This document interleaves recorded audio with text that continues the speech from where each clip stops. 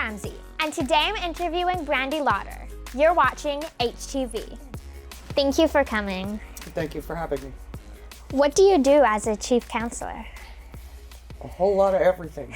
The only thing I don't think I do is tell my employees what to do. I have CFO or CAO to do that, or somebody in between.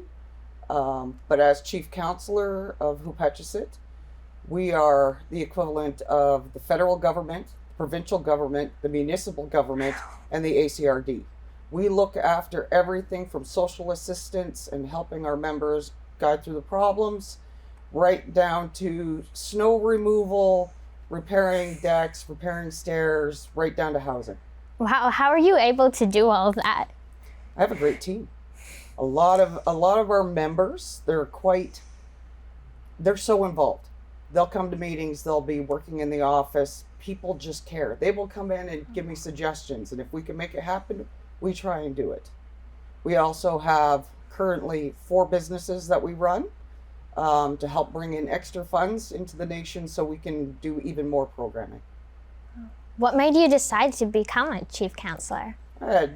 My mother wanted me to become an elected chief counselor when I was a kid. She didn't like the chief at the time. She pushed me to become chief. I didn't want to be chief. No. I was working on and off in the office after school, delivering newsletters. I got to see them go into meetings, take phone calls. It was always busy. And I thought, oh, that's just crazy. No way. Maybe council, but I never thought of running for chief. And it wasn't until my cousin Steve couldn't handle the stress anymore and left, I stepped up and said, I think I could do this. And I ran for chief and won.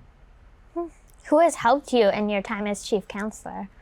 I usually have 3 counselors underneath me. My first term, I had Ricky, Lee, Jolene, and Warren.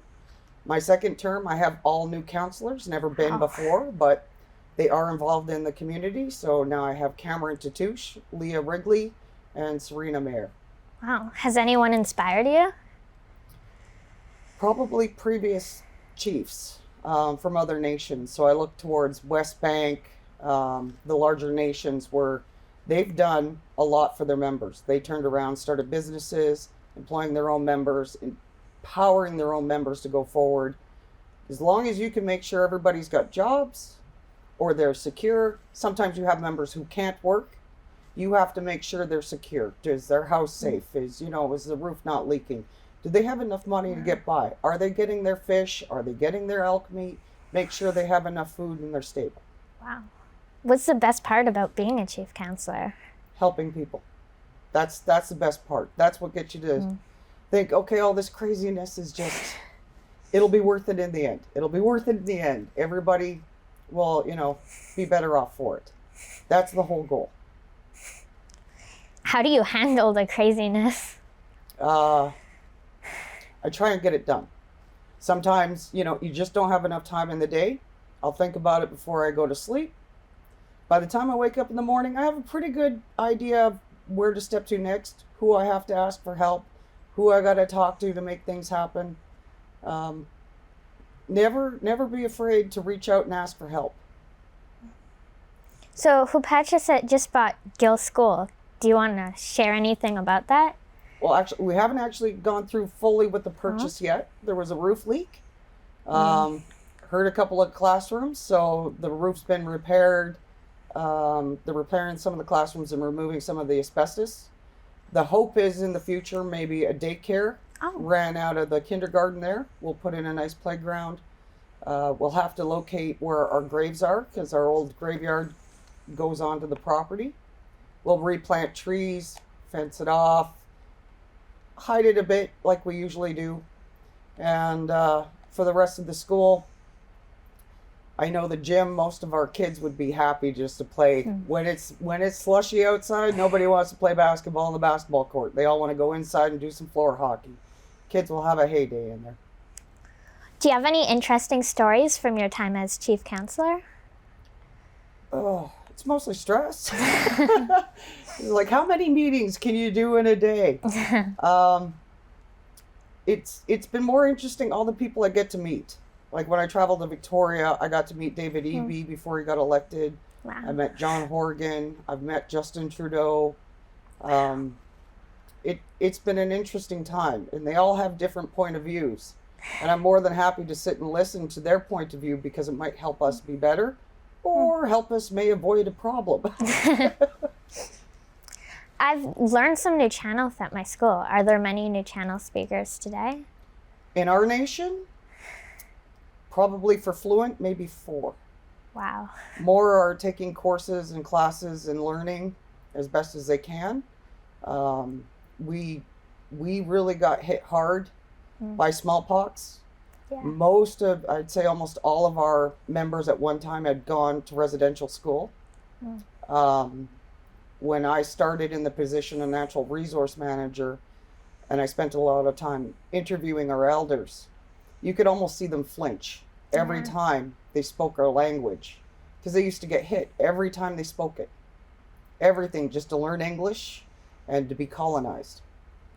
So just as a bunch of rebels that most of our nation is, they kept speaking it, they kept teaching it, and they kept quiet and passed it on.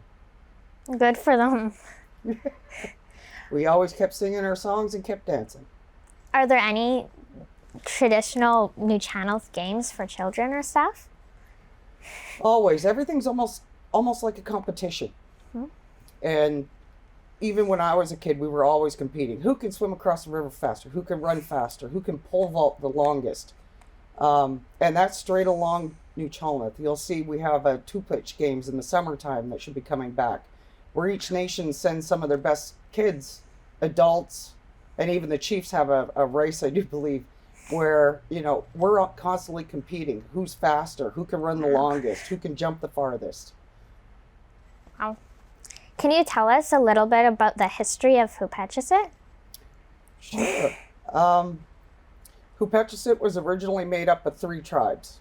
Mohosath, up at Great Central Lake, Klikuthath, out at Sprout Lake, and Suwamas, which is down here on the Somas River. 3 separate villages, 3 chiefs. We ended up banding together after a war with Comox.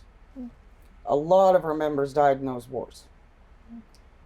Our numbers went and dwindled. We ended up banding together to make one nation called Hupacasath. Basically named for the houses that we lived in. Our houses were up off the ground, built on posts. When we banded together, we ended up with 3 hereditary chiefs. Those families still stand today. Our head chief, Elton Watts, was placed in his seat through a potlatch or Tukwana a few years ago. He is our head seat. He holds it for his brother. Tom Tatouche is our second chief, held by the Tatouches. And Kanawish, Al Ross, he is our third chief. What's the difference between a hereditary chief and a chief councilor?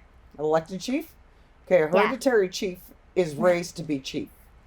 Their whole lives, they are brought up with the rules. Who are you related to? How are you put into this seat? How things are to be ruled, the culture all the way through, what you're allowed to wear at certain Tukwanas, when a naming takes place, everything. They are raised just to lead. For an elected person, I won a popularity contest. I am appointed by the Department of Indian Affairs because democracy, they like to see that go in through.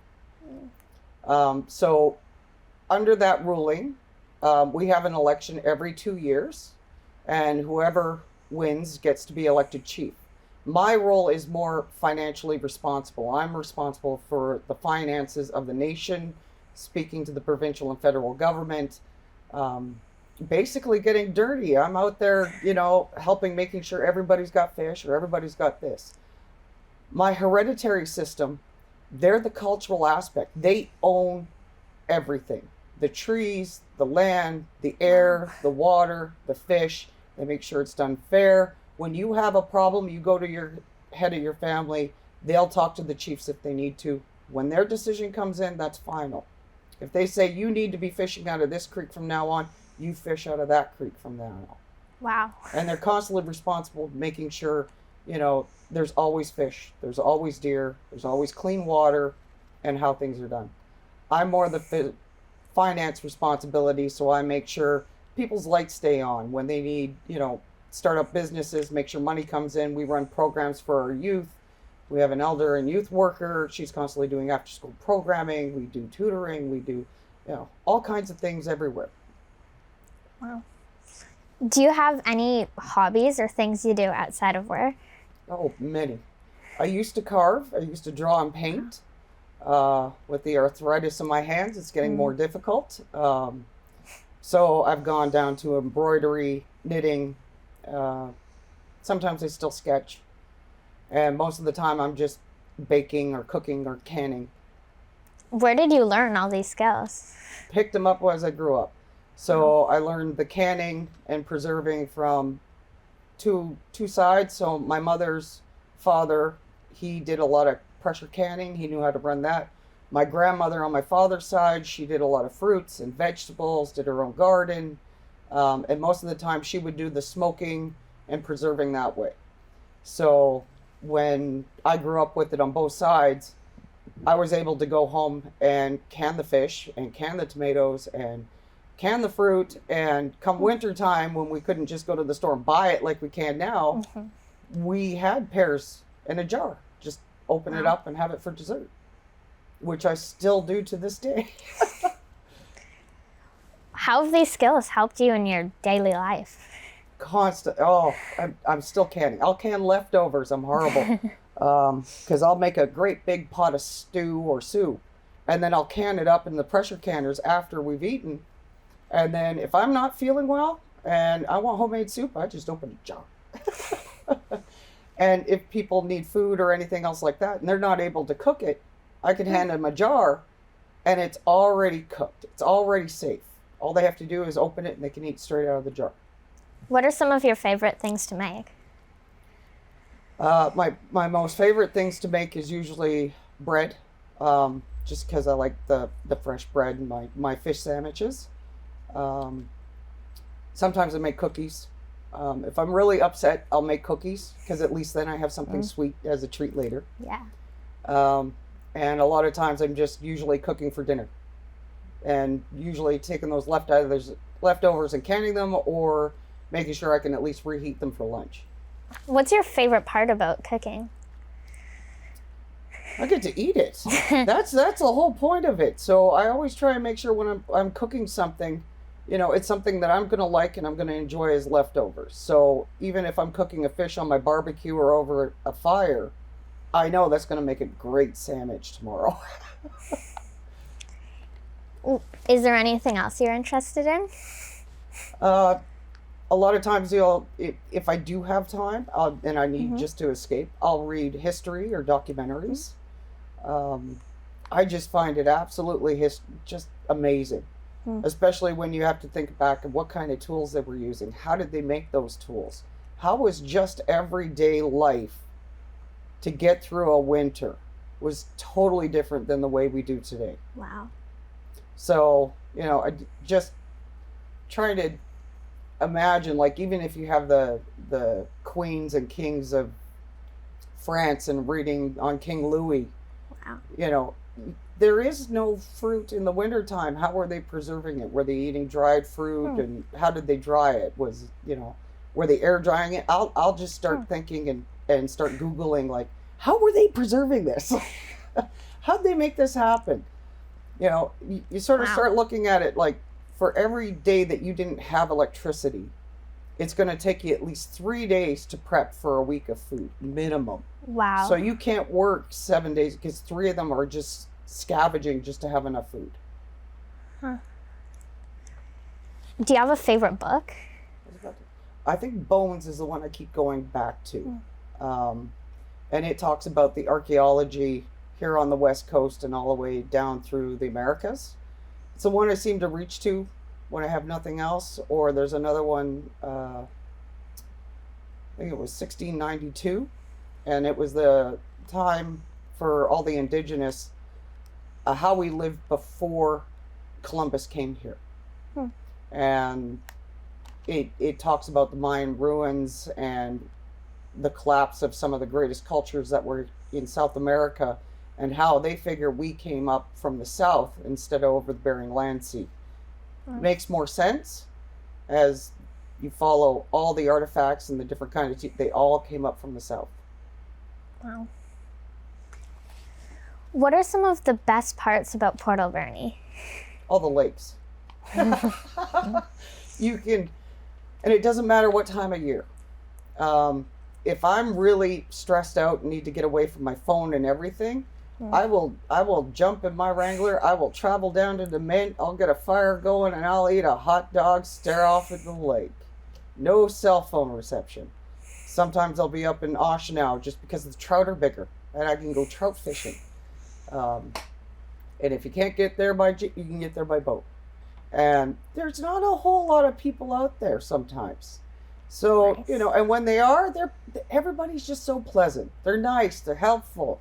If you have a flat somebody's pulling over to help you with a flat tire. It's a very pleasant place to be. Well, thank you for coming. Yeah, thank you for having me. Of course. Thank you for watching HTV. I'm Heather Ramsay. See you next time.